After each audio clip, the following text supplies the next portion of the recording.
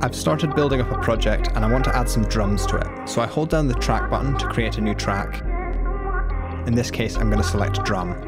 You can also add a track by pressing on the touch display, which gives you the same options. And I'm going to search for a drum kit. And there's loads of options, and I'm just going to select this kit and load it.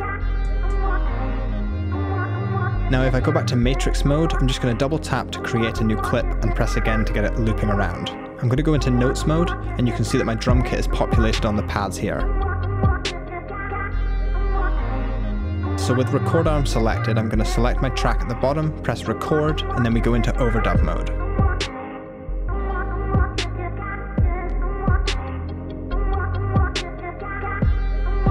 Now what I'm going to do is use the arpeggio as a note repeat. So if I press shift and go to timing correct and hold the arpeggio, I can add some hi-hats and use note repeat.